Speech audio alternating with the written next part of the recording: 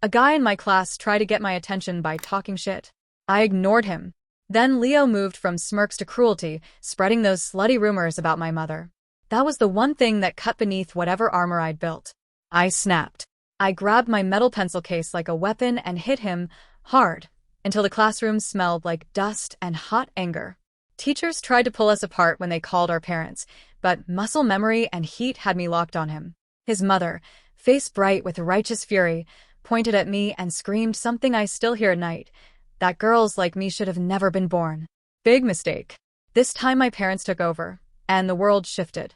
The boys had a menu of nicknames for girls: April, Shadow, Bugs Bunny, whatever stuck. My desk mate Sarah even had a name folded into her, so they picked at that from day one. Me too, because I grew early and stood taller than most. I was one of the first girls in class to wear a bra, and for them that was permission. They called me Big Tits Cow like it was a label stamped on my back. After gym, I heard it again, uglier than last time. They mimicked how I ran, cupping their hands to their chests and panting, turning a private humiliation into a public show. Sarah, furious and bewildered, turned to me. "Are you psycho?" she asked, as if identity could be rationed. "Chloe doesn't look like that. You're disgusting." The other girls rallied, voices tight and bright with anger, promising to tell the teacher. Leo just laughed. "How is it wrong? I didn't name anyone. Who told you I was talking about Chloe?" He smiled like he owned the room. The implication was that I would be too embarrassed to own the name, too ashamed to fight back. He was wrong. I stood up, my heartbeat loud in my ears, and hit back with words that came sharper than I expected. "Who the hell are you talking to, mushroom dick?" I said, because sometimes the only way out is through. "Yours is like a toothpick, and you parade around with that bitter melon face. Maybe if you got circumcised, you'd actually look like a man instead of a zero." For a second, he froze, as if my sentence had landed on him like a stone. Then he exploded. "Chloe, you fucking bitch. Who do you think you are, daring to insult me? You think I won't beat the shit out of you?" He lunged, fists up, the kind of motion grown from a lifetime of being allowed to scare people into silence. Kids grabbed at him. "Don't hit a girl," someone shouted, as if that phrase could solve the whole mess. But I felt nothing of pity for him. What kind of man gives someone a name meant to cut? What kind of coward keeps carving people up with words? He clawed at my collar through the press of bodies, trying to make me small. Sarah screamed and shoved him back with everything she had. The room dissolved into a jostling chaos. Boys hauling Leo away, girls forming a protective wall in front of me. All of us shouting, breathing hard, furious and raw. In that noise, it was clear. Whoever thought they could define me with a nickname had badly misread the map of who I was. They came back with reinforcements, the noise so loud it brought a patrolling teacher running, but he was not there for fairness. He was there to pick a side. He stood in the doorway, bald, middle-aged, folding his arms like a judge already decided. After listening to everyone jabber at once, he pointed at me with that dismissive, tired look adults wear when they want to end a story. "Chloe, is that why you are always using such foul language? What did your parents teach you?" His voice was syrupy with judgment. "Making jokes about other people's organs?" 1,000-word apology on my desk Monday. It came out like a decree, clean and final. The girls went ballistic. "On what grounds?" Sarah demanded, voice raw. "It's Leo who's the psycho." Chloe was defending herself. How is she the one to blame? Their faces were hot with anger, eyes bright and accusing. "This is campus bullying. You're biased, we're going to the head of discipline." Kids these days are sharp, cruel, and quick to aim where it hurts. The moment the teacher seemed to side with Leo, the girls refused to swallow it. I stepped forward and gave Leo the middle finger. Deadpan, the gesture loud and stupid and perfect. He recoiled like I had hit him, with cold water. "Toothpick," I spat, because names can be weapons too. "Chloe." His face turned purple with rage. He reached through the crowd, knuckles clenched, trying to slap me. Girls shoved, scratched, pulled, forming a human shield. They protected me like a pack of lionesses protecting a cub. Sarah shoved him backward, nails raking his cheek, breath coming fast and sharp. I pushed hair from my face and felt the adrenaline buzz like electricity under my skin. My hand flew, caught his collar, and I slapped him hard across the face. Skin cracked, teeth grit, and my nails left red lines across his cheek. The patrolling teacher panicked, probably thinking about his own neck. He darted out to fetch Mr. Lee. our temporary homeroom teacher, the man everyone whispered about because he always picked the boys. He once said, without shame, that when kids start dating, it's always the girl's fault for tempting the boy, like responsibility could be gendered and boxed. Mr. Lee arrived like a storm with a smile. He didn't deliberate long. He sentenced me to a public apology at Monday morning flag-raising assembly, right in front of the whole school, while also making Leo clean the classroom and the erasers for a week. Cleaning was punishment, but everyone knew it was nothing compared to the assembly. A public apology was the worst kind of humiliation, a slow, ceremonial erasure. The girls' anger climbed toward a roar, like steam building behind a sealed pot. I lifted a hand to hush them, the motion small but deliberate. I faced Leo, Mr. Lee and his smug, triumphant grin. Fine, I said, voice low and steady. Monday assembly. Right. I can do that, Chloe. Sarah grabbed my arm, frantic. Don't be scared. We will all go to the principal. I do not believe every adult in this school is a fucking scumbag. Her words trembled, but held conviction. If the principal does not help us, we'll post it online. The girls glared at Leo and his crew like they wanted to burn holes through them. For too long we'd let insulting nicknames slide, shrugged off cruelty, because indifference felt like armor. We thought ignoring them would make the insults tired and die, but we had underestimated two things, their inventiveness and their cruelty. What began as whispers became a list, a grotesque menu of slurs tailored to hurt. A little overweight, a small overbite, Bugs Bunny, a touch more body hair, gorilla, bishop, anything that isolated a softness or a perceived flaw. The boys always knew the weak spots, and they loved watching us flinch, loved watching us become theater, rattled and raw. We were done flinching, not because we were braver, but because we had reached the point that silence felt worse than the fight. They shrugged it off with the classic line, the one designed to kill any argument with a laugh. It's just a joke. As if that excuse could sanitize everything they said. As if chipping away at another person's skin with words could be fixed with a shrug. I was done. The girls were done. You like to joke, right? I smiled a cold, careful smile, and an idea slid into place. I did not write a single word of that apology. I did not think I was wrong, and I was not going to pretend I was. I dug in my bag, pulled out an old essay, crossed out the title, and wrote, in blunt letters, apology at the top. Then I walked to the podium like I owned the room, that irrelevant sheet of paper in my hand. I took the microphone from Mr. Lee, looked out at the sea of faces, and said, plainly, please learn from me, Chloe. Are you insane? The sentence hung there, ridiculous and sharp. Mr. Lee realized I was going rogue, his face folding like someone in pain.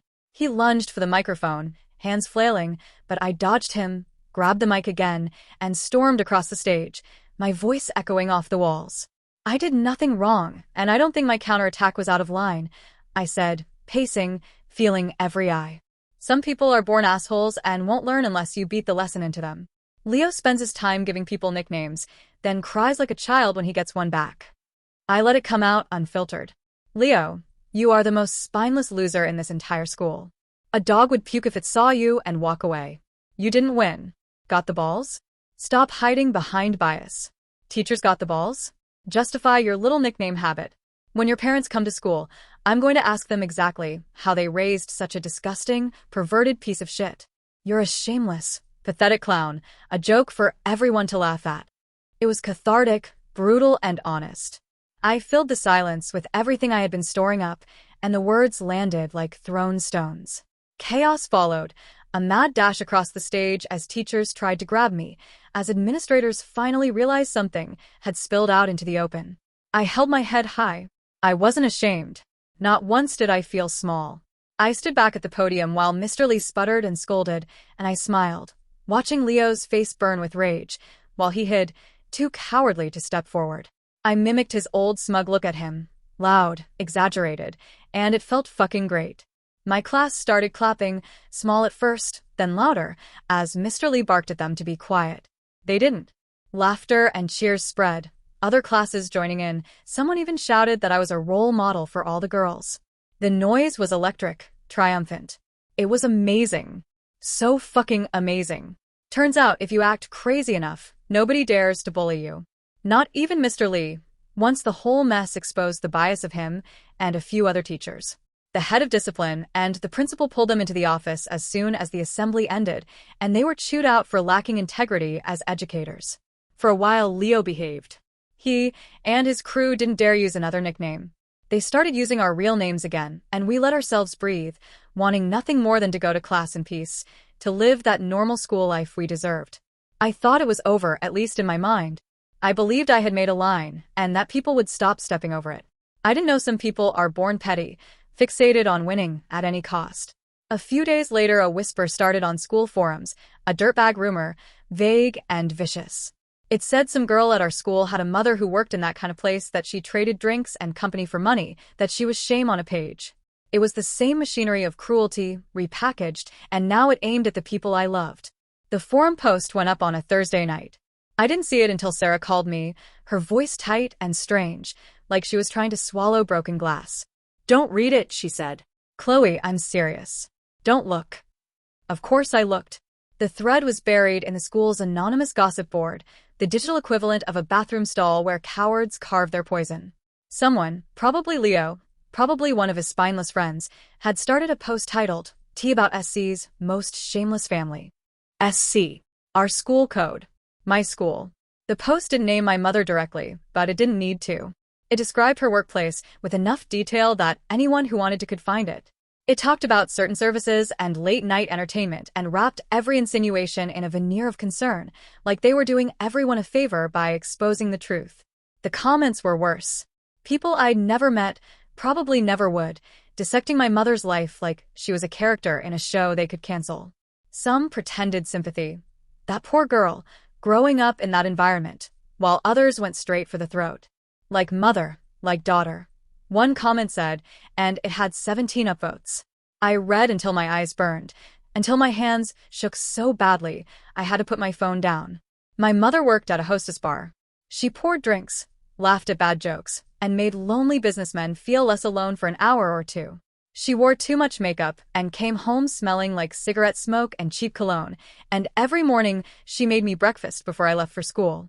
She worked there because my father left when I was 6, because hostess work paid more than retail or cleaning, because she wanted me to have things, a good school, new shoes when I needed them, a life that wasn't defined by what we lacked.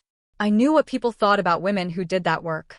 I'd heard the words before, ugly and reductive, designed to make complicated lives simple and shameful. But hearing it whispered was different from seeing it typed out, public and permanent, attached to my name. I didn't sleep that night. I lay in bed listening to my mother move around the apartment, the sound of running water, the creak of floorboards, and I wanted to scream. Not at her. Never at her. At the world that decided her work made her less than human, at Leo and whoever else had weaponized her existence to hurt me. By morning, the post had 300 views. Friday at school felt like walking through a minefield. Eyes followed me down hallways. Conversations stuttered and stopped when I passed. Some looks were pitying. Others were curious, hungry for drama. A few were openly contemptuous, like I'd personally offended them by existing. Leo stood by his locker with his crew, arms crossed, watching me with that smug half-smile that made my teeth ache. He didn't say anything. He didn't need to. His silence was its own victory. Sarah found me before first period, along with Maya, Jess, and Chun, the girls who'd formed a wall around me during the last fight. They looked furious, faces set like stone. "We're going to the principal," Maya said immediately. "This is harassment. They can trace the IP, find out who posted it." "They won't," I interrupted. My voice came out flat, hollow. "The forum's anonymous. And even if they could, what would they do? It doesn't mention names. Technically, it could be about anyone." "Bullshit," Jess snapped. "Everyone knows it's about you. That's targeted harassment. Prove it." The words hung there, bitter and true. I'd learned this much already. The rules only worked if people wanted them to. And the people in charge, Mr. Lee, the administrators who'd barely slapped his wrist after my assembly speech, didn't want to deal with this. Too messy. Too complicated. Easier to tell me to ignore it, to rise above, to be the bigger person. Chen leaned against the lockers, chewing her lip. "So what do?" I looked at them. These girls who'd chosen to stand with me when they didn't have to, who'd shoved and scratched and screamed on my behalf. Something shifted in my chest, something that felt like steel cooling into shape. "We make them regret it," I said quietly. Sarah's eyes brightened with a dangerous light. I was hoping you'd say that. We skipped lunch to plan. The five of us crammed into an empty classroom, desks pushed together, phones out, ideas flying fast and sharp. We need something public, Maya said. Something they can't deny or delete. And something that hits them where it hurts, Jess added. These assholes care about reputation, right? So we ruin theirs. I thought about Leo's face when I'd called him toothpick, how he'd lunged at me with fists because words had unmanned him. Boys like him, boys who built their identity on being tough, on dominating others, their armor had cracks. You just had to know where to press. Everyone's got secrets, I said slowly. Things they don't want public. Leo's got a girlfriend, right? The one from the private school across town. Chen nodded. Stephanie. Her family's loaded. She's, like, proper rich girl, etiquette classes, piano competitions, the whole thing. And Leo's parents are desperate for him to impress her family, Sarah said, catching on. His mom's always bragging about how he's dating up. I smiled, cold and calculating. So, what happens if Stephanie finds out Leo spends his time online slut-shaming girls and spreading rumors about their mothers? She'd dump him, Maya said immediately. Girls like that care about image. Dating a bully makes her look bad. We need proof, Jess said. Screenshots, time-stamped. We need to connect him to the post. Leave that to me, Chen said. She was the quiet one, the girl most people overlooked, but she was also the one who'd built the class website and knew her way around code. I can track posting patterns, match them to Leo's online activity. It won't be perfect, but it'll be enough to make a case. We worked through the afternoon, each of us taking a piece of the plan. Chun would gather evidence. Maya would draft a message to Stephanie, carefully worded to seem like concern rather than revenge. Jess would document everything, every nickname, every incident, every time a teacher had looked the other way. Sarah would coordinate, making sure we moved together. And me? I would be the face of it.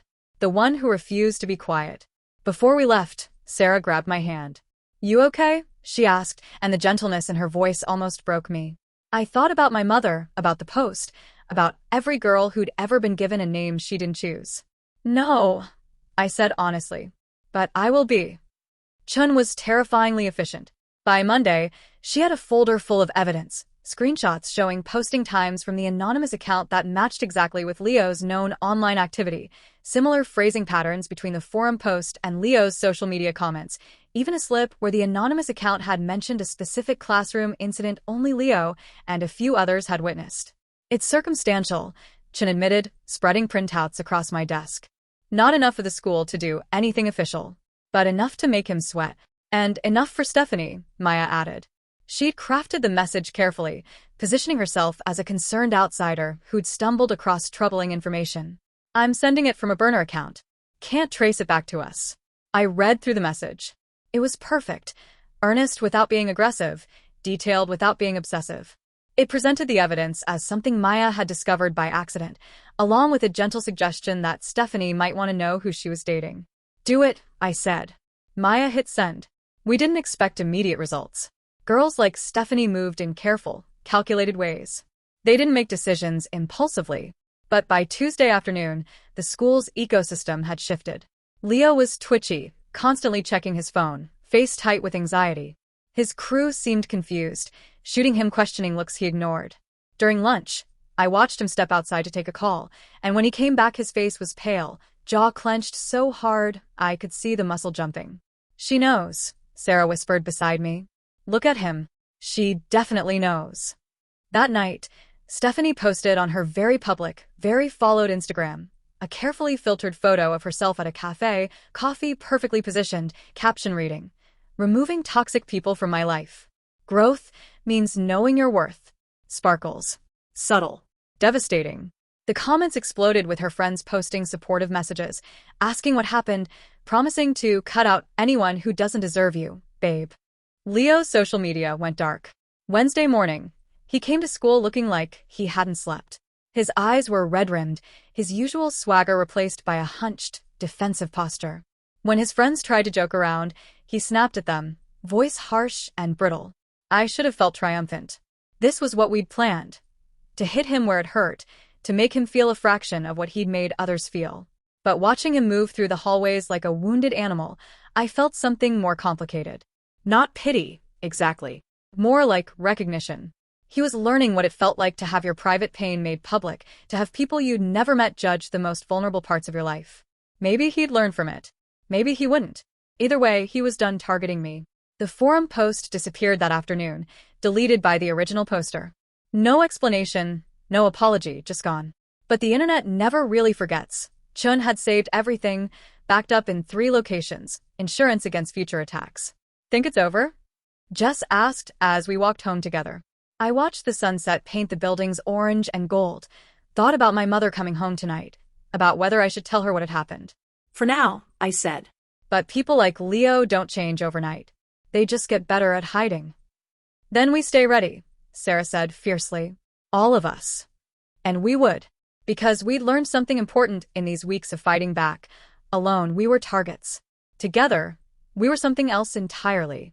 My mother noticed the change before I could hide it. She had a radar for when things were wrong, some maternal sixth sense that picked up on tension the way animals sense earthquakes. You've been quiet, she said Thursday night, setting down a plate of dumplings she'd brought home from work. Something happened at school? I could have lied. Should have, probably. But I was tired of carrying it alone. Someone posted about you online, I said, watching her face. About your work. Trying to embarrass me. Her chopsticks paused halfway to her mouth. For a moment, she was perfectly still, and I saw something cross her face. Not shame, but something older and sadder, like an injury that had never properly healed. What did you do? She asked finally. I fought back. She set down her chopsticks, reached across the table to touch my hand. Her fingers were cold, knuckles rough from years of work. Chloe, she said, and her voice was gentle in a way that made my throat tight. You don't have to defend me. I knew what people would think when I took this job. I made peace with it a long time ago. I didn't, I said fiercely. I'm not making peace with people treating you like you're less than human because you pour drinks for a living. You work hard. You take care of me. That's all that matters. But it's not, baby. She squeezed my hand. Not to them. And fighting every person who judges us will eat you alive. Trust me. I tried. I thought about the rumors, about Leo's smug face, about all the people who'd read that post and decided they knew us based on a few vicious paragraphs. So, what do? I asked, and I hated how young I sounded. Just take it. No. She smiled, small but real. You do what you've been doing. You stand tall. You protect your friends. You build something better than what they tried to tear down. But you don't let their poison become yours. The moment you start fighting with hate instead of pride, they've won. It was the kind of advice that sounded simple, but felt impossible. How do you fight without hate when hate is what fuels you? How do you stay proud when the world keeps trying to make you small? But looking at my mother, this woman who'd rebuilt our lives from scratch, who'd swallowed her pride night after night to make sure I had opportunities she never did, I understood. She'd been fighting this battle longer than I'd been alive. If she could keep going without letting it poison her, maybe I could too. The post is gone, I told her. And the boy who probably started it got dumped by his girlfriend. His reputation's trashed. Good, she said simply. Then, with a slight smile, did you trash it? Me and some friends. That's my girl. She picked up her chopsticks again, spearing a dumpling. Just promise me something. Promise you'll know when to stop. Revenge feels good in the moment, but it's got a cost. Don't pay more than it's worth. I promised, even though I wasn't entirely sure I could keep it. We ate in comfortable silence after that, the kind of quiet that felt like understanding rather than emptiness. Outside, the city hummed its evening song, traffic and distant voices, and the rattle of the old pipes in our building. Normal sounds. Safe sounds. For the first time in days, I felt like I could breathe. 2 weeks passed. Then 3. The gossip moved on the way it always does, finding fresh meat to devour. Someone's exam scandal. A breakup between 2 seniors. The usual churning cycle of teenage drama. Leo kept his distance. He didn't apologize, boys like him rarely do, but he didn't attack either. He'd learned that I had teeth and, more importantly, that I had people willing to bite with me. That was enough. The dynamic in our class shifted. The boys still joked, still gave each other shit, but the casual cruelty had dimmed. They used our real names now, mostly, and when someone slipped, made a comment that crossed the line, the girls shut it down immediately, a united front that couldn't be ignored. Mr. Lee was transferred to a different school. Personal reasons, the announcement said, but everyone knew what that meant. The principal had finally acknowledged what we'd been saying all along. Bias wasn't just unprofessional, it was dangerous. Our new homeroom teacher was Ms. Wong, a sharp-eyed woman in her 30s who taught at international schools and had exactly zero patience for bullshit. First day, she laid out her rules. In my classroom, respect isn't optional. You have a problem with someone, you address it like adults or you take it to administration. We don't do nicknames. We don't do rumors. We don't do cruelty disguised as jokes. Clear? The class murmured agreement, some enthusiastic, some grudging. I said, "Are we clear?" Ms. Wong repeated, louder. "Yes, Ms. Wong," we chorused. She smiled, satisfied. Good. Now, let's actually learn something. It wasn't perfect. Schools never are. But it was better, and better felt like victory. Sarah and I started a kind of informal support network. Nothing official, just a group chat where girls could vent or ask for help or share resources. It grew faster than we expected, pulling in students from other classes, other grades. We shared everything from homework help to advice on handling harassment to recommendations for teachers who actually gave a shit. We should make it official, Maya suggested one afternoon. Like a real club. Get school funding, organize workshops. On what? How to roast bullies? Jess laughed. On boundaries, I said. On knowing your rights. On building the kind of environment where people don't need to roast bullies because bullies can't thrive in the first place. They looked at me like I'd grown a second head. What? I said. I can be mature sometimes. Scary, Sarah teased. Next you'll be running for student council. Absolutely not. I've had enough public speaking to last a lifetime. But the idea stuck. We drafted a proposal for a peer support club, got Ms. Wong to sponsor it, and within a month we had our first official meeting. 23 students showed up, most of them girls, a few boys who'd been on the receiving end of their own bullying. We sat in a circle, and I started the meeting the only way I knew how, with honesty. I'm not here to tell you bullying stops if you fight back, I said. Or that administrators will always help. Or that standing up for yourself won't have consequences. Because sometimes it does, and sometimes they don't, and sometimes fighting back makes things worse before they get better. People shifted, uncomfortable with the truth of it. But I'm also here to tell you that silence has a cost too, I continued. And that you don't have to carry it alone. Whatever you're dealing with, nicknames, rumors, harassment, whatever, there are people who will stand with you. You just have to let them. A girl in the back, a freshman I didn't know, raised her hand tentatively. What if you're scared? What if fighting back seems too hard? I thought about my mother's advice, about fighting with pride instead of hate, about knowing when to stop. Then you start small, I said.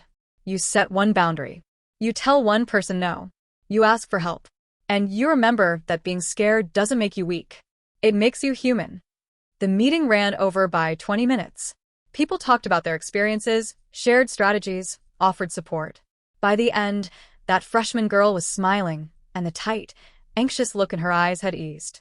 Walking home with Sarah that evening, I felt something unfamiliar settle in my chest. Not quite peace. I wasn't sure I'd ever have that. But something close. Purpose, maybe. Or just the simple satisfaction of building something instead of burning it down. You know what's wild? Sarah said, kicking a stone down the sidewalk. A month ago, you gave the most unhinged speech in school history.